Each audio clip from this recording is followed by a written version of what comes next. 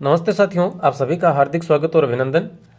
साथियों, इससे पहले वाली वीडियो में आपने इक प्रत्यय पर बात की थी और इक प्रत्यय वाला वीडियो आपने देखा, पसंद आया। ये हमारे लिए बहुत अच्छी बात है, एक नई ऊर्जा हमें मिलती है।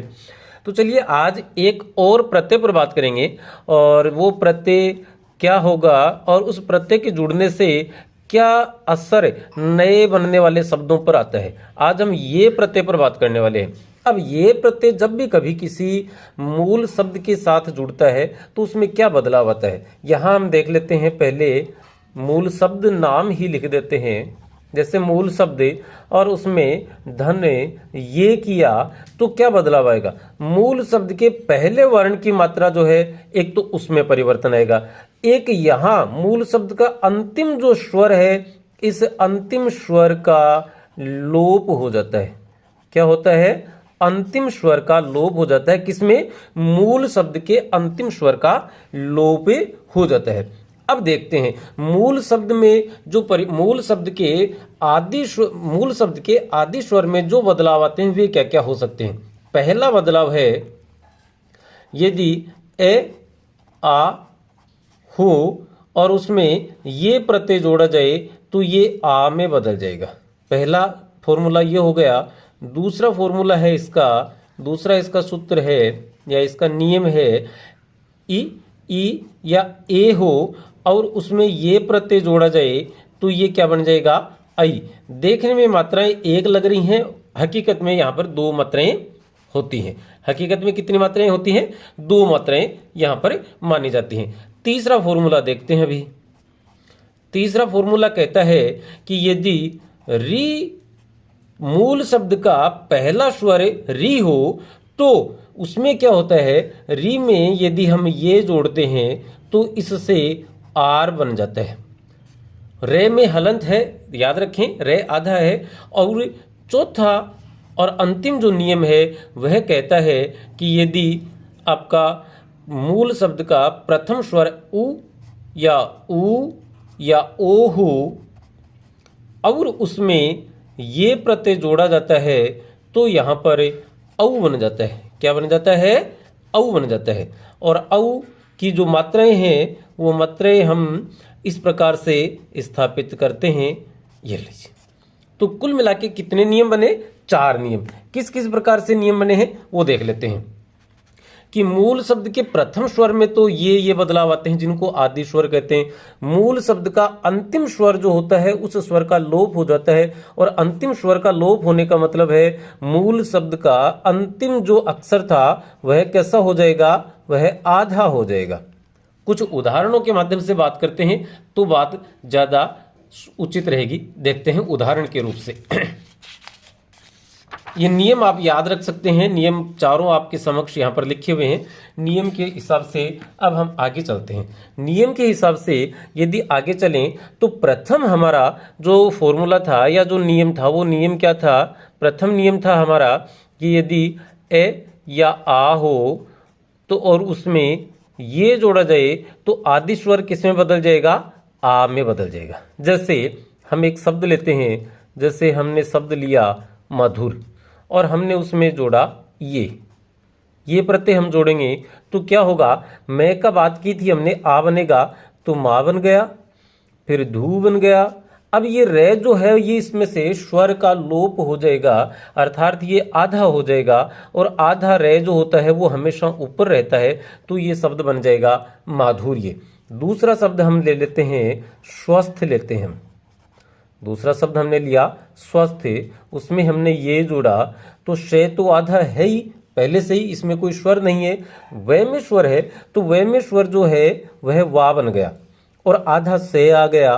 फिर ये जो थे था ये भी कैसा हो जाएगा? ये स्वर रहित व्यंजन बन जाएगा और ये स्वास्थ्य थे और ये, तो इस प्रकार से ये पूरा शब्द बन जाएगा स्वास्थ्य। स्वास्थ्य शब्द है वो स्वस्थ धन ये से बना है। तीसरा और सबसे महत्वपूर्ण जो शब्द है वह देखिएगा, शब्द है महात्मा और धन ये। महात्मा में ये जोड़ते हैं तो मैं में एक की मात्रा थी तो मैं क्या बन जाएगा? माँ। हा आ गया पूरा अब ते आधा आएगा और माँ जो था इसमें आ की मात्रा का क्या होगा, लोप हो जाएगा, और आ की मात्रा का लोप हो जाने से यहाँ पर क्या बन जाएगा, आधा मैं होगा और ये हो जाएगा। तो शब्द क्या बन जाएगा हमारा, महात्म्य। तो महात्म्य शब्द जो है वह इस प्रकार से बना है। ये आमतौर पर बहुत बार ये राजस्थान लोक सेवा आयोग की परीक्षाओं में भी इससे संबंधित प्रश्न पूछे जा चुके हैं। चलिए दूसरा उदाहरण या दूसरा नियम जो है उस पर बात कर लेते हैं। दूसरा नियम आपका था ई और ई वाला। दूसरा नियम था ई या ए में ये प्रत्यय जोड़ें तो आई बन जाता है, और उसकी मात्राएं इस प्रकार से हमने लगाई थी। तो जैसे हम देखते हैं ईश्वर, हमने शब्द क्या बनाया, ईश्वर, ये प्रत्यय उसमें जोड़ा तो ई का बन गया आई, आगे आधा से, फिर वे, और रे आधा हो जाएगा तो ये जाएगा अगले वर्ण के ऊपर, ये रे रेफ हो गया तो शब्द बन गया ऐश्वर्य। शब्द क्या बना, ऐश्वर्य।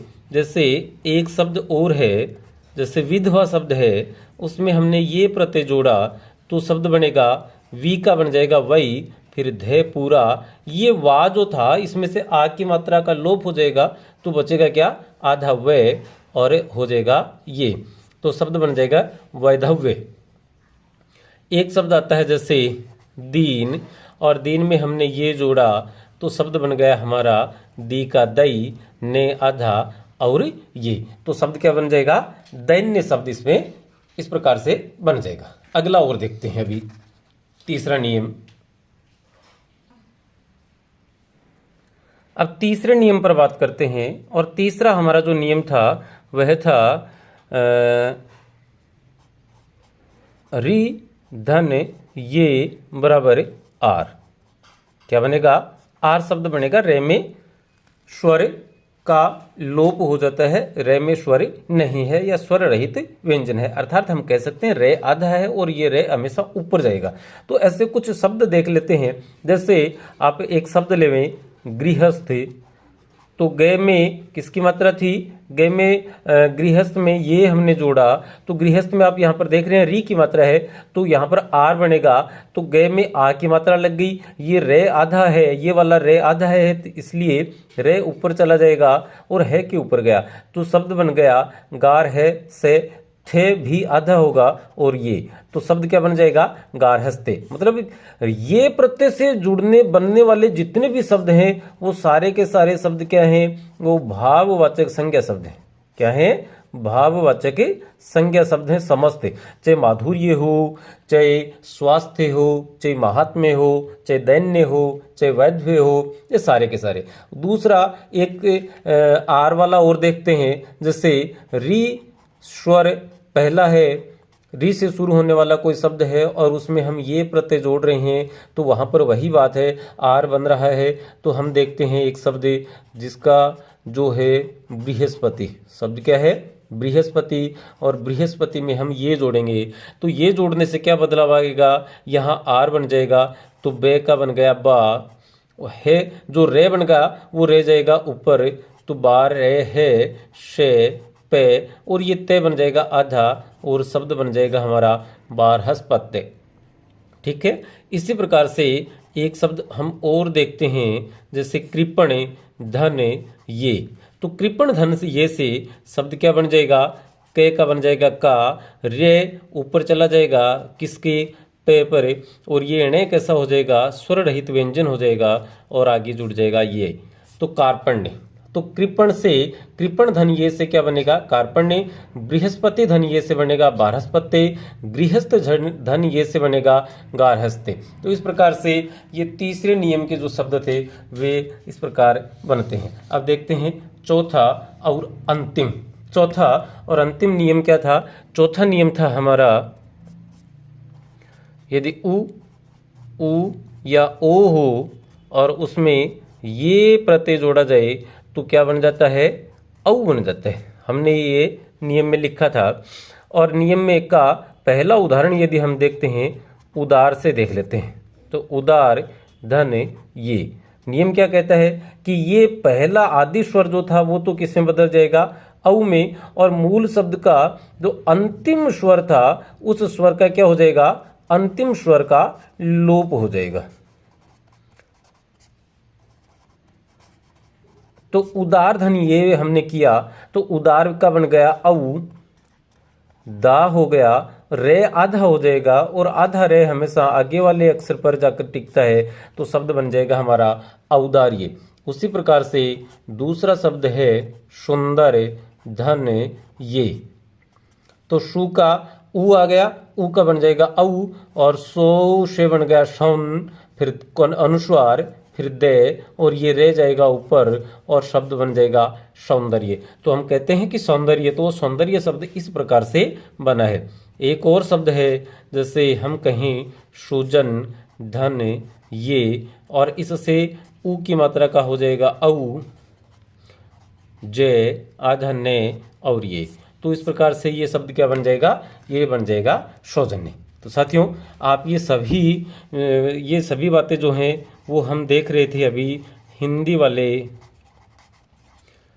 मार्ड साहब चैनल पर। हम हैं अभिनव सरोवा जो इस चैनल का आपके सहयोग से संचालन कर रहे हैं। आप अपनी अमूल्य राय हमें देवें कि किस प्रकार की इसमें कोई खामी है, कोई शब्द में दिक्कत है, कोई नियमों में दिक्कत है, तो आप हमें अपने कमेंट के माध्यम से अवश्य अवगत करवाएं। आपकी जो भी राय हैं वो हमारे लिए अमूल्य रहेंगी ताकि हम और बेहतर तैयारी के साथ आपके समक्ष उपस्थित हो सकें। आज के इस वीडियो में फ़िलहाल इतना ही है। अगले वीडियो में इसी प्रकार की और जानकारियों के साथ आपके समक्ष उपस्थित होंगे। तब तक के लिए नमस्ते, धन्यवाद, जय हिंद, जय भारत।